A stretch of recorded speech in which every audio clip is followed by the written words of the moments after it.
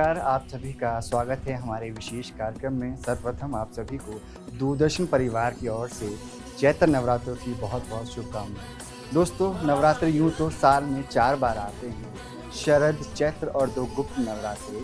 हर नवरात्रों की अपनी अपनी विशेषता हैं और हर नवरात्रों में लोगों का भक्ति और भावना का जो संगम है वो देखने के लिए मिलता है। और इसी कड़ी में आज हम आप पहुँचे हैं शिमला के ऐतिहासिक और खूबसूरत काली बाड़ी मंदिर में, जहाँ पर भीड़ से ये पता लगाया जा सकता है कि लोगों का उत्साह नवरात्रों को लेकर कितना है। चाहे महिला हो, पुरुष हो, बुजुर्ग हो या बच्चा हो, हर कोई इस माता रानी के मंदिर के दर्शन करने के लिए उत्साहित नज़र आ रहा है। और इसी कड़ी में हम जानेंगे कि लोग खास तौर पे क्या क्या विशेष कार्य करते हैं नवरात्रों में और किस तरह का जो दिनचर्या है हमारे भक्तों का नवरात्रों के समय रहता है।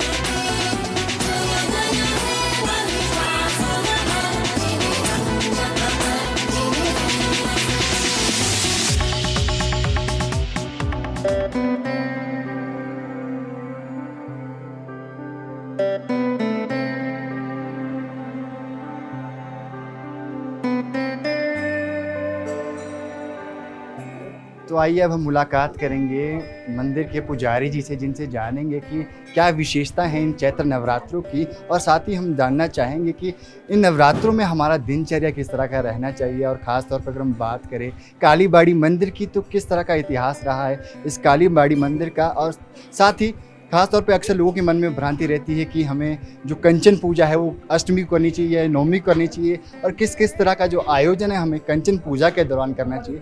इसके बारे में हम पंडित जी से जानेंगे। मैं मुक्ति चक्रवर्ती, असिस्टेंट प्रीस्ट, शिमला कालीबाड़ी। पहले तो आपके चैनल के माध्यम से दिव्य देवभूमि हिमाचल वासी को मेरा चैत्र नवरात्रि की कोटि कोटि नमन, क्योंकि हम इस प्रदेश में बसे हैं, इसलिए यहाँ के अन्न जल हम ग्रहण करते हैं, इसलिए इनका कोटि कोटि नमन होना चाहिए। चैत्र नवरात्रि का बाद इसलिए मैंने स्मरण कराया कि 2 नवरात्रि आती है हिंदुस्तान में। जब शरद के महीने में सितंबर अक्टूबर के बीच में जो नवरात्रि आती है वो है शारद नवरात्रि। शारद इसलिए नवरात्रि है कि राजा रामचंद्र जी जब सीता जी को उद्धार करने के लिए और रावण के ऊपर विजय पाने के लिए जो देवी भगवती का अर्चना की थी वह है शारद नवरात्रि। उस टाइम अकाल में, क्योंकि समय नहीं था, अकाल का मतलब कि बिना समय में जो उन्होंने देवी भगवती की अर्चना की थी, अकाल बोधन के नाम से भी पूजी जाती है, उस टाइम वो है शारद नवरात्रि।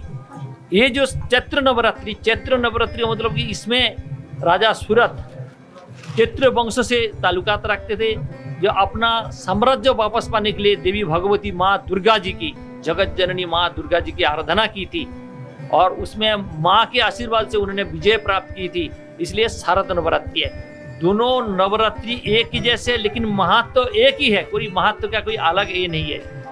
इस बार क्या हुआ, लोगों के और भक्तों के बीच में थोड़ा सा कन्फ्यूजन ये था कि नवरात्रि बीच बीच में, इसलिए मैं माफ़ी इसलिए चाहूँगा कि देखिए जी, हम तो फॉलो करते हैं पंचांग। हिंदुस्तान वेद वेदांतों का देश है, हजारों सालों का हिंदुस्तान है, तो हम पंचांग को फॉलो करते। पंचांग जब तैयार करते उस टाइम ग्रहों का, नक्षत्र का उसमें जीवन रहते हैं, इसलिए हम उसी हिसाब से हमारे को तैयार करना पड़ता है। इस बार भी यहाँ पे लोग पिछले थे, आज के, लेकिन पिछले दिन क्या हुआ कि तीसरे नवरात्रि के बाद 9:43 तक तीसरे नवरात्रि था, उसके बाद कुष्मांडा जी के पूजा शुरू हुआ। आज 7:13 तक था कुष्मांडा जी।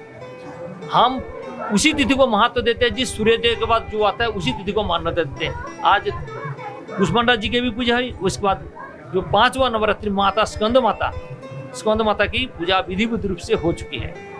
लेकिन मैं एक ही बात बताऊंगा, जिस शिमला कालीबाड़ी जो है आपके प्रदेश में माँ बसे है, यहाँ पे बहुत सारे भक्तों को ये नहीं पता कि माँ के दोनों तरफ जो मूर्तियाँ विराजमान है, देवी विराजमान है, तकरीबन 75% लोगों का अभी अगर पूछे वो बताते हैं कि हनुमान जी विराजमान है। आप लोग भी दर्शन करके हनुमान जी विराजमान है। अभी तो चुनिया ढके हुए, माता के बाएं तरफ जो है समला माता, यहाँ का लोकल लोग जो है बोलते थे समला माता। समला से क्या हुआ, जब शिमला चुक्ति हुआ उस टाइम अंग्रेज के द्वारा दिया गया नाम शिमला हुआ। माँ के दाहिने तरफ जो मूर्ति है सेम केसरिया रंग में मंगल चंडी जी, शिमला देवी का बहुत सारे महत्व है। माँ के जब ये भव्य मंदिर देख रहे हैं, उस टाइम ये मंदिर नहीं था, उसके पीछे के नाले जैसे था। अंग्रेज जब आए थे ये शिमला देवी के साथ छेड़छाड़ की थी, खंडित करने के लिए कोशिश की थी, लेकिन उस टाइम अंग्रेज की भी डेथ हो गया था। इस टाइम शिमला में बहुत सारे लोगों की, तो गोरखाओं का भी राज था, गोरखे ने भी खंडित करने की कोशिश की थी, उनकी भी डेथ हो गया था। लेकिन ब्रिटिश राज के टाइम से माँ विराजमान यहाँ पे कागजों कलम में 1823 है, लेकिन 1823 से पहले की माँ यहाँ पे विराजमान है। इसमें मेन जो मूल था, हम तो अभी आए हैं कई 37-38 साल से, लेकिन इससे पहले थे रामचरण ब्रह्मचारी जो मूलभूत से किस प्रदेश से था, किस अंगराज्य से था ये नहीं पता था, लेकिन उन्हीं के द्वारा माता शिमला माता के प्रतिष्ठित हुआ था। तब से लेकर अभी तक ये परंपरा चली आ रही है।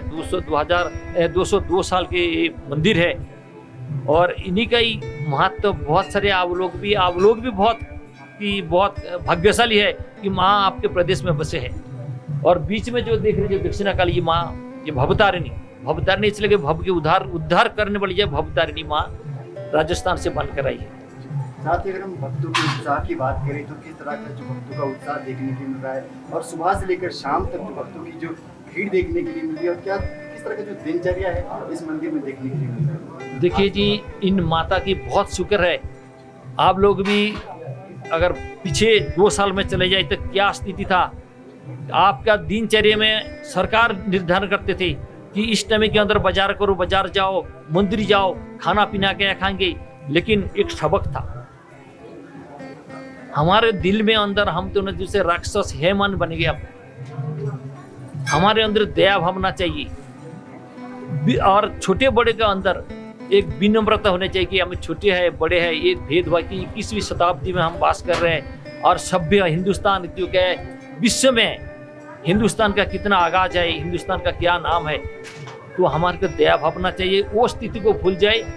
और जो अभी देख रहे भत्सा का उत्साह है, 2 साल के बाद जब माँ के दरबार जब कबाट खुल गए तो बहुत उत्साह है।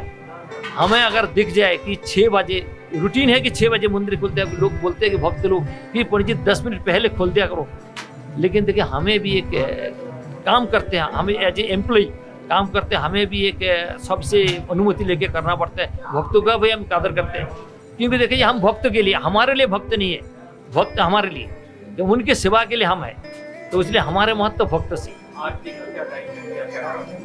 अभी का जो टाइम है 6 बजे मंदिर खुल जाते हैं, 10 मिनट पहले हम खोल देते हैं। भक्ति के अनुरोध से 6 बजे मंदिर 5:50 पे मंदिर खोलते हैं, 6:10 पे मंगल आरती है, और दोपहर को जब भोग लगने के बाद भोग आरती है, शाम को जो है संध्या आरती 6:50 पे।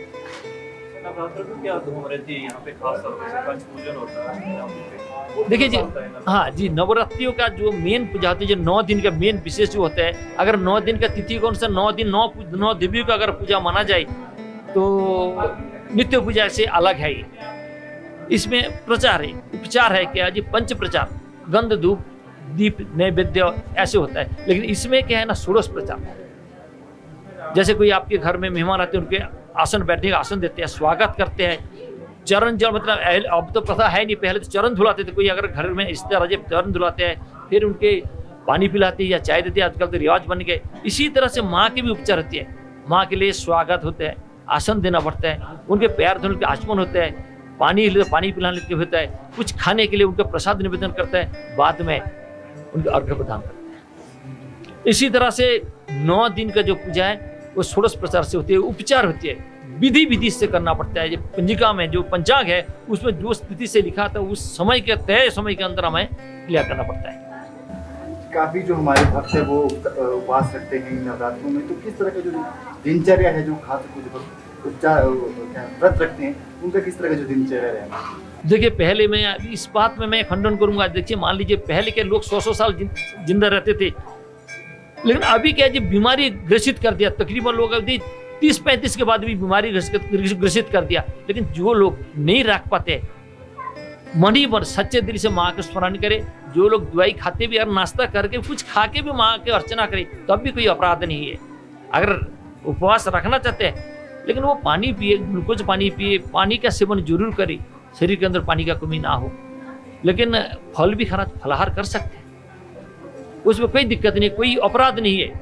माँ को अगर शरण करना है तो माँ से कोई अपराध नहीं होगा। तो इस वक्त एक भक्त हमारे साथ जुड़ चुके हैं, इनसे सबसे पहले जानेंगे कि इनका दिनचर्या किस तरह का रहता है इन खास नवरात्रों में, और क्या क्या जो ये रोज़ करते हैं, और माता रानी के मंदिर में आके किस तरह का ये महसूस कर रहे हैं। जय माता दी सबको, और नवरात्रों की ढेर सारी शुभकामनाएं हमारी तरफ से। तो हम लोग यहाँ माता रानी के चरणों से दिन की शुरुआत करते हैं। पहली आरती 6 बजे होती है, उसके बाद हम लोग दोबारा आते हैं 12 बजे की आरती पे। उसके बाद पूरे दिन भर बाहर कीर्तन करते हैं और घर जाते हैं। 9 के 9 दिन उपवास करते हैं। जैसे आपने बताया कि आपका उपवास भी रहता है और दिन आपका जो पूरा दिन है यहीं बीतता है, तो किस तरह का जो आप एनर्जी है वो महसूस करते हैं मंदिर की, माता के मंदिर में आके। एनर्जी के साथ सबसे ज़्यादा है माँ का प्यार जो हमें मिलता है।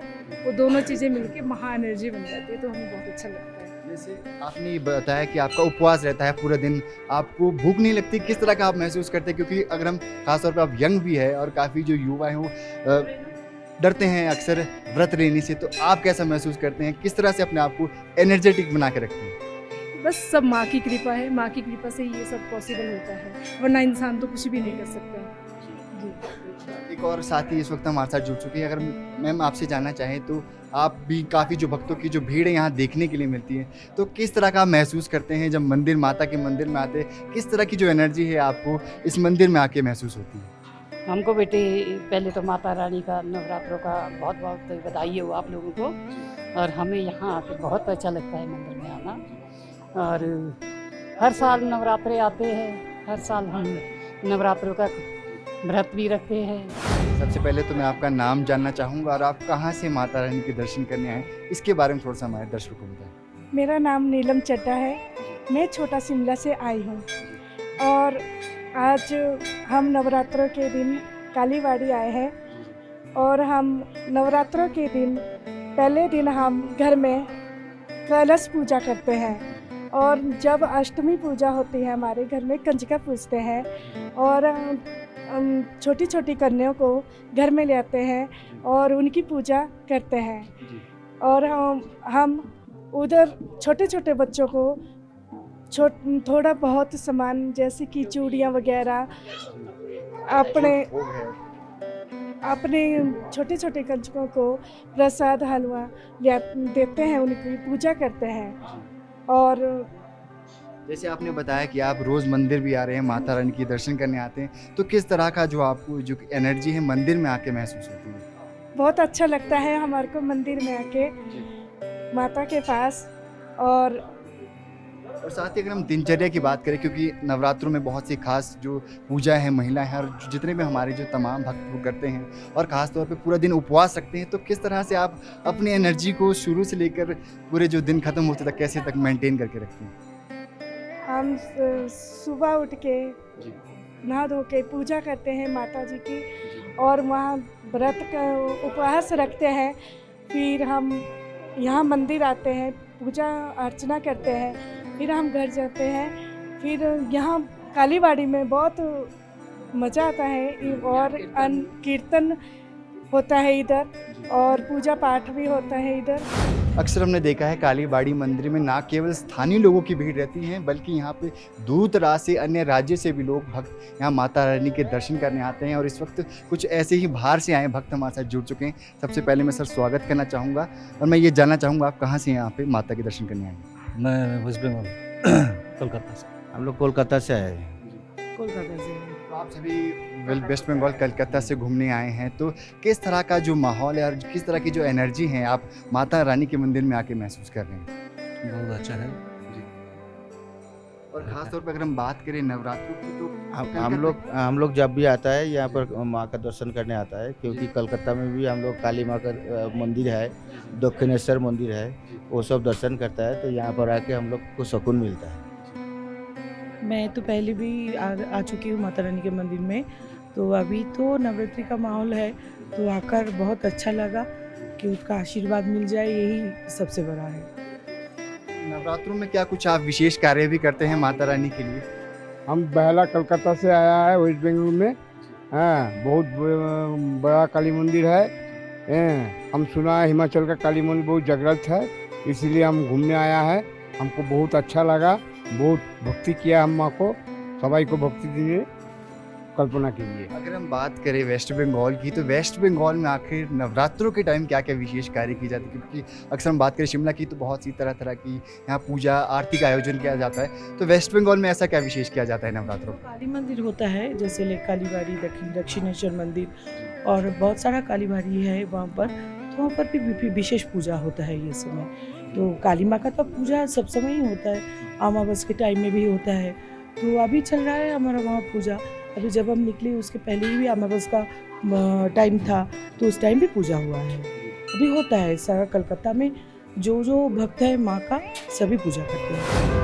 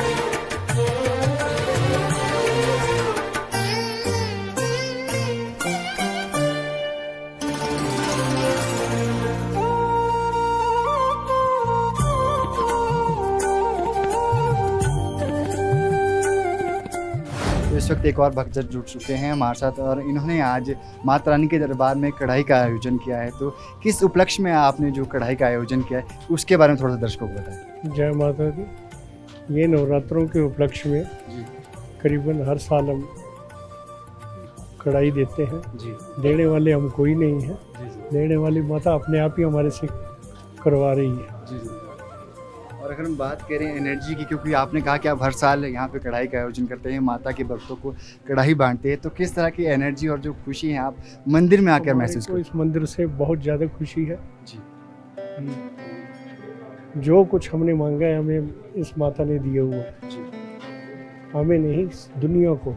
जो कोई यहाँ से सच्चे दिल से आए उसे माता ज़रूर कुछ ना कुछ देती है, खाली नहीं भेजती। इसीलिए हम आशा भी करेंगे जितने भी हमारे तमाम दर्शक देख रहे हैं उनके घर में माता रानी खुशियाँ और बरकत लेकर आएँ। और बिल्कुल सबके घरों में खुशियाँ, बरकत, तंदुरुस्ती माता रानी लाए। जी। और हमारे तो यही है कि देश के, विश्व के सभी लोग खुश रहें, तरक्की करें, धन धान्य से भरपूर रहें और स्वस्थ रहें। जय माता दी। हम सहारनपुर से आए हैं, मेरा नाम निधि है और हम यहाँ सहारनपुर से विशेष तौर से हिमाचल में माता रानी के दर्शन करने के लिए आए हैं। मैं अपने बच्चों को अपने आप भी बहुत माता का मैं विश्वास रखती हूँ और अपने बच्चों को भी सिखाती हूँ कि वो माता के प्रति समर्पित रहे, और वो मानते भी हैं काली माता के। इनके पापा भी बहुत बड़े भक्त हैं और ये भी बहुत मानते हैं माता को। तो हम नवरात्रों में कहीं ना कहीं जाते रहते हैं, इसलिए विशेष तौर से इस बार हमारा हिमाचल का प्रोग्राम बना और हम यहाँ पर काली माता के दर्शन के लिए आए हुए हैं। जैसे आपने जिक्र किया कि आप सहारनपुर से हैं, इतनी दूर से माता रानी के दर्शन करने आए हैं, तो किस तरह का महसूस कर रहे हैं आप माता रानी के प्रांगण में आके, और किस तरह की जो एनर्जी है वो आज आप खासतौर पर नवरात्रों के समय में उस एनर्जी के बारे में थोड़ा सा हमें दर्शकों को तो देखिए, सौभाग्य होता है कि नवरात्रों में माता रानी ने हमें यहाँ विशेष तौर से बुलाया है। वो कहते हैं जब माता बुलाती है जब ही इंसान आ पाता है। जैसे वैष्णो देवी भी हम अचानक ही गए थे और ऐसे ही अचानक हमारा यहाँ आना हुआ। माता रानी ने हमें बुलाया, हमारा बहुत बड़ा सौभाग्य है और हमारे माता रानी के दर्शन हुए और हमें बहुत अच्छा अनुभव हुआ। हम सुबह ही आ गए थे यहाँ पर और यहाँ दर्शन के लिए आए हैं और यहाँ पे बैठे हैं। बहुत अच्छा अनुभव है, बहुत अच्छा व्यवहार है लोगों का और माता के प्रति हमारी कृपा बहुत बहुत। अगर हम बात करें सहारनपुर की, तो सहारनपुर में क्या विशेष, किस तरह की जो तैयारियां रहती है नवरात्रों के समय में, उसके बारे में थोड़ा दर्शकों को बताएं। सहारनपुर में मोस्टली सब जगह जो तैयारियां रहती हैं वही सहारनपुर में होती हैं। सभी व्रत पूजन करते हैं, वो कीर्तन चलता है। हमारे कॉलोनी में भी एक कीर्तन है, मैं मिशन कंपाउंड में रहती हूँ वहाँ पर, तो वहाँ डेली बेसिस पे कीर्तन होते हैं। और फिर वही कंजकों की होता है लास्ट के दिन, कोई अष्टमी करता है, कोई नवमी करता है, वही सब चलता है। लेकिन एक अलग ही उत्साह रहता है। मैं जिस कॉलोनी में रहती हूँ वो विशेषतः पंजाबी बहुल है, तो पंजाबी लोगों के लिए विशेष होता है माता का, वो तो पंजाबी लोग बहुत मानते हैं, तो कुछ अलग ही अनुभव होता है उनके साथ नवरात्रे बनाना। तो इसलिए एक विशेष आता है अंदर से कि हम माता के दर्शन के लिए जाएं और ये अनुभव प्राप्त करें और जगह भी जाकर। जैसे आपने बताया कि आपके बच्चे भी छोटे बच्चे हैं, तो आपका किस तरह का प्रयास रहता है कि आप अपने बच्चों को हमारी संस्कृति और ख़ासतौर पर जो हमारे धर्म के बारे में, माता रानी के बारे में, किस तरह से आपका प्रयास रहता है कि इन आने वाली पीढ़ी को हमारे धर्म और संस्कृति के बारे में बताया जा सके? मैं अपने बच्चों को जब छोटे से थे, थोड़ा लेट हुए, माता रानी में एक बात विशेष यहाँ वो करना चाहूँगी। मेरे बच्चे 13 साल बाद हुए और ये माता रानी की अनुकंपा रही कि मैं वैष्णो देवी के दर्शन को गई थी और मुझे सुबह ही ये अनुभव हुआ कि मुझे बच्चों की प्राप्ति हो, ट्रेन में ही अनुभव हो गया था कि मुझे कुछ प्राप्त होने वाला है। तो इसलिए विशेष है मेरा माता रानी में, और मैं बच्चों को भी सिखाती हूँ और वो मंत्रोच्चार करते हैं, अभी से ही 8 साल के हैं और पूजा पाठ करते हैं, मेरे साथ बैठते भी हैं और उन पर मंत्र आते हैं, हनुमान चालीसा आती है, माता के भजन गाते हैं। और मैं चाहती हूँ, और ये होना भी चाहिए, कि बच्चों को अपनी संस्कृति सिखाई जाए और उन्हें पूरा ज्ञान दिया जाए इसके बारे में। और ये विशेष तो जो आजकल जनरेशन चल रही है, ये जैन जी और जो हम आजकल देख रहे हैं, वो बहुत गलत प्रभाव पड़ता जा रहा है। हमें अपने बच्चों को फिर से अपनी संस्कृति की ओर ले जाना होगा और ये विशेष मेरा तो अनुरोध है सभी परिवार से, माता पिता से, कि अपने बच्चों को ये ज्ञान दें अपनी संस्कृति का और उन्हें इस ओर ले जाएं, जिससे हम अपने देश और अपनी संस्कृति को आगे बढ़ा सकें। नवरात्रों में किस तरह का जो विशेष तरह की जो आपकी तैयारियां रहती है, क्या क्या जो दिनचर्या रहता है आपका नवरात्रों के समय, उसके बारे में थोड़ा सा हमारे दर्शकों को बताएं। नवरात्रों में तो हम एक तो जो बीजते हैं वो बीजते हैं और दूसरे व्रत रखते हैं। कम से कम 2 व्रत तो जरूरी रखते हैं, अष्टमी का और फर्स्ट पहला नवरात्रा जो होता है चैत्र नवरात्रे साल में 4 बार आते हैं। तो 2 गुप्त नवरात्रे होते हैं और 2 ये खुले होते हैं, जिसको कि सभी जानते हैं। एक चैत्र नवरात्रे और एक आषाढ़, ये इसमें अश्विन सब नवरात्रे जो आते हैं वो होते हैं। तो वो दोनों हम बड़े अच्छे से मनाते हैं। और यहाँ पे ये जो मंदिर है बहुत अंग्रेज़ों के टाइम का मंदिर है। तो ये इसकी जो प्राचीन गाथा, ये कलकत्ता से माता लाई गई थी और उस समय जो है अंग्रेज़ यहाँ होते थे, तो उन अंग्रेज़ों का एक पुजारी होता था, वो कलकत्ता से था। तो वो बाड़ी का मतलब होता है मंदिर, मतलब कि काली बाड़ी, इसलिए बाड़ी कहते हैं कि काली बाड़ी। कलकत्ता में बाड़ी को मंदिर बोलते हैं। तो इसलिए कालीबाड़ी इसका महत्व है। और ये जो मूर्ति अंदर है ये बहुत ही प्राचीन मूर्ति है, और उस समय से मतलब अंग्रेज, सोचो आप जब अंग्रेज होते थे, अंग्रेजों के समय से ये मूर्ति यहाँ पे है।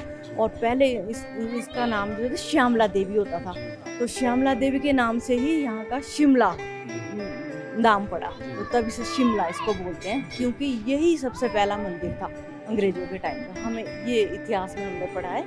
तो इस वक्त प्यारी सी नन्ही सी माता रानी इस वक्त हमारे साथ जुड़ चुकी है, और इनसे जानेंगे कि किस तरह की जो फीलिंग है इनकी मंदिर में आके रहती हैं, और ख़ासतौर पे नवरात्रों के समय क्या क्या जो विशेष कार्य है, जो डेली रूटीन है आपका रहता है। सबसे पहले मैं चाहूँगा आप हमारे दर्शकों को अपना नाम बताएं और कौन सी क्लास में पढ़ते हैं।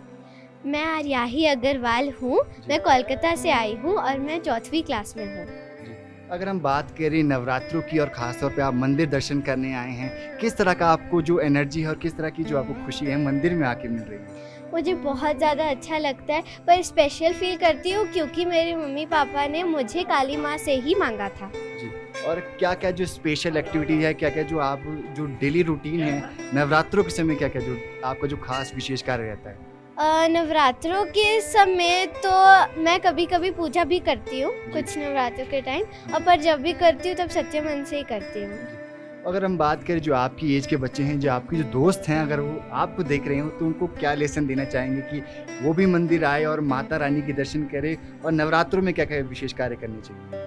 उन्हें बस वो तो वैसे ही करते हैं दर्शन, तो पर फिर भी वो बस थोड़ा सा और अगर और मन से, हाँ वही मन से पूजा करे तो और अच्छा लगेगा मुझे। इस वक्त हमारे साथ इनकी माता जी भी जुड़ चुके हैं, तो अक्सर माता का जो प्रयास रहता है कि वो अपनी बच्चों को, आगे आने वाली पीढ़ी को हमारी संस्कृति और धर्म के बारे में बताए, तो आपका किस तरह का प्रयास रहता है कि आप अपने बच्चों को हमारे कल्चर और हमारे धर्म के बारे में बता सकें? देखिए, पूजा करने से एक तो मन को शांति मिलती है, और जो ये हमारी दिनचर्या है उससे क्या कहते हैं, हमें थोड़ा सा समय हमें खाली मिल जाता है। ये मन की शांति वाली बात बहुत है। आजकल मेंटल स्ट्रेस से सब लोगों को थोड़ा पीस चाहिए होता है, तो स्पेशली मंदिर आके एकदम मन शांत हो जाता है। और मैं इसको बोलती हूँ, जितनी देर भी पूजा करनी है सच्चे मन से करो और सब लोगों की मदद करो, सब लोगों को प्यार करो। मेरा नाम है गौतम भूमि, मैं आया हूँ कलकत्ता से। हर साल शिमला आता हूँ मैं, कम से कम 22-23 बार हो गया। तो पहले 5-6 बार आया ऐसे ही घूमने के लिए, जैसे आदमी सब आते हैं। उसका बाद एक बार नवरात्र में हम इधर देखा प्रोग्राम, बहुत अच्छा प्रोग्राम है। वो प्रोग्राम जो होता है वो इसके लिए हिमाचल प्रदेश सब वासी को बहुत धन्यवाद कि इतना बड़ा प्रोग्राम हम लोग का हुआ। कालीघाट में भी होता है, दक्षिणेश्वर में भी होता है, लेकिन यहाँ भी बहुत अच्छे आंतरिकता से ये प्रोग्राम ये लोग मनाते हैं। तो इसीलिए हम ये माँ को भी मानते हैं, हर साल आते हैं पूजा चढ़ाने के लिए, 8-9 दिन रहते हैं, फिर गांव चला जाता है।